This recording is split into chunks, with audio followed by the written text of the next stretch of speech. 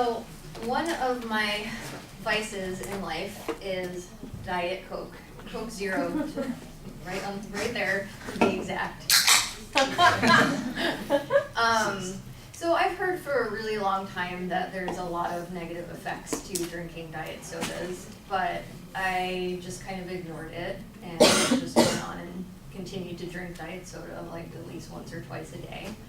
But recently I've been trying to get a little healthier with my diet and clean things up, so I decided to look into it.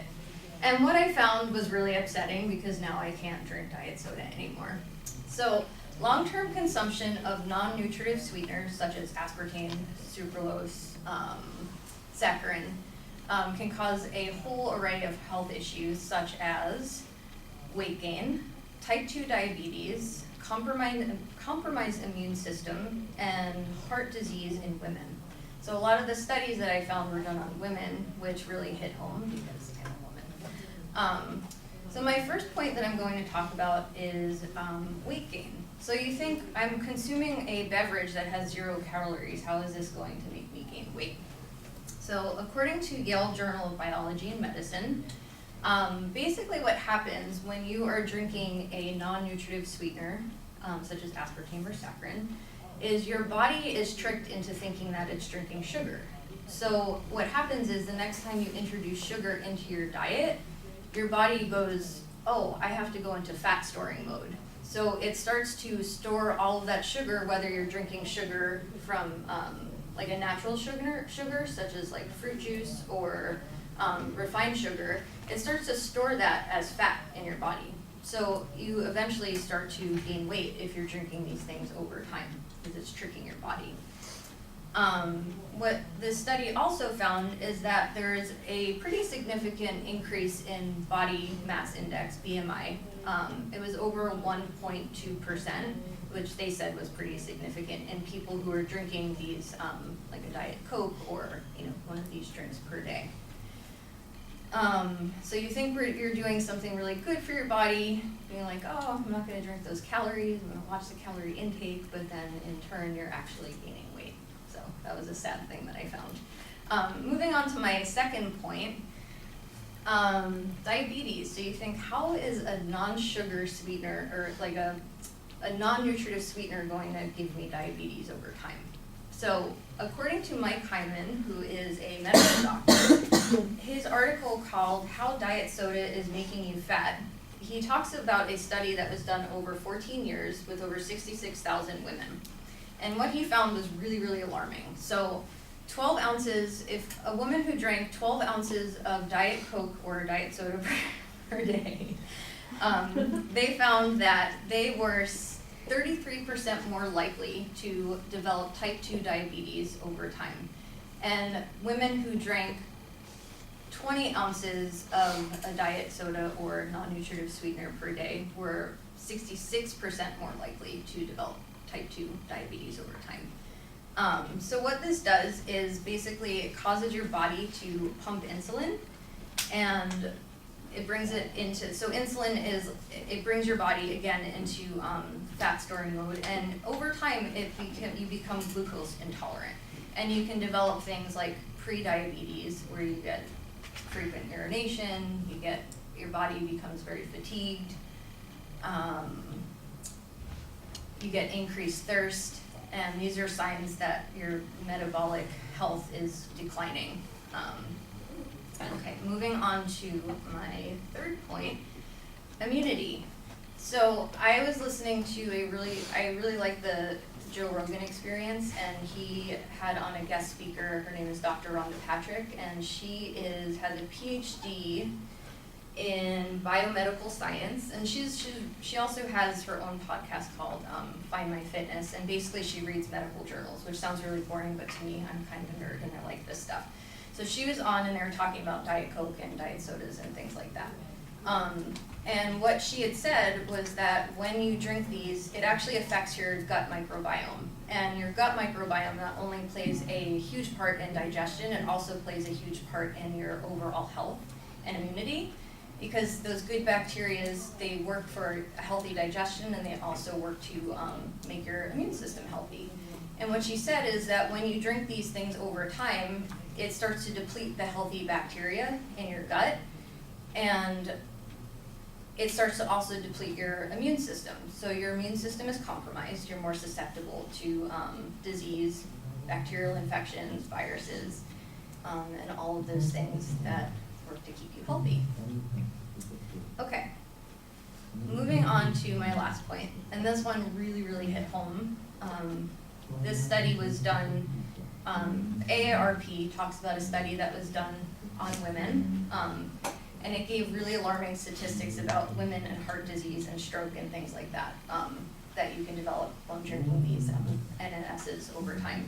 So for women, you were 23% more likely to have a stroke by drinking just one per day, 31% more likely to have a clot-caused stroke, and 29% more likely to develop heart disease. So that really hit home. So what can we do? We can have some healthier, there are healthier options. One healthy option to aspartame and saccharin is stevia. Stevia is it's a plant-based sweetener that's grown naturally in Paraguay and Brazil. When it's just processed and it doesn't have any additives in it, it doesn't cause any health effects. It doesn't spike your insulin, it won't cause heart disease. It's about 400 times more sweet than regular sugar. So you can choose to use stevia. There are stevia sweetened sodas that I have recently discovered, which I'm very excited about. And we can also drink things like tea. We can have small doses of sugar per day. We can drink kombucha teas, which are also fizzy. We can do things like seltzer water or mineral water, which have that fizziness, give you that sort of satisfaction. So in conclusion, I hope that I inspired you guys. If you are diet soda drinkers, like I am, I hope I inspired you to stop drinking them and make some healthier choices for yourself. Thank you.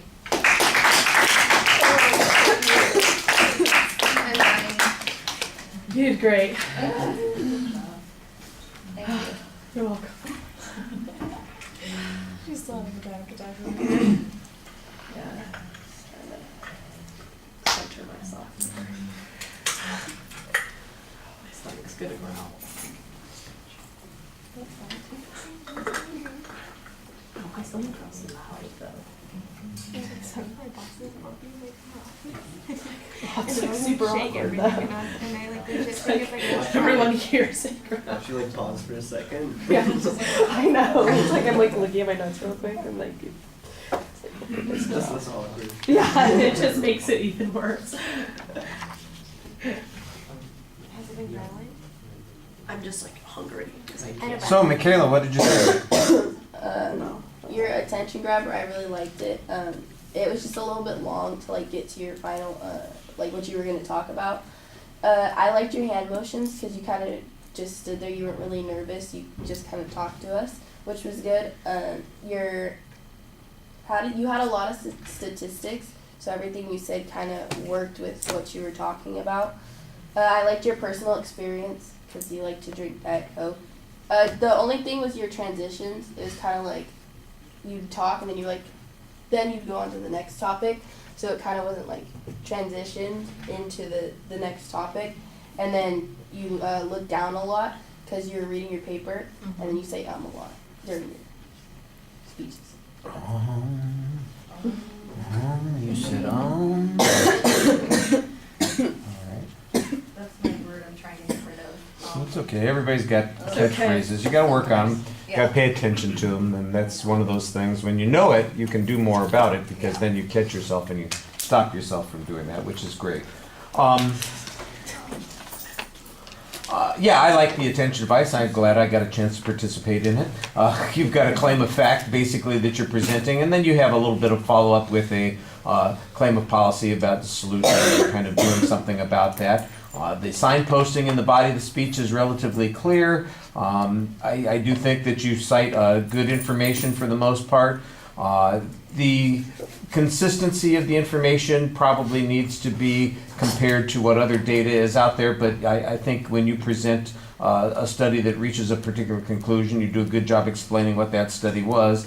I didn't quite understand the explanation that you had on the second point concerning diabetes, and I do think that there is sometimes this assumption that the description that you've given is been validated by the study. I think there are often inferences about what might be happening from those studies, and you want to be a little bit careful about jumping to the conclusions that they've got. But like when you've got the statistical comparison of data, that's easy to look at and say, okay, that's going to be more convincing.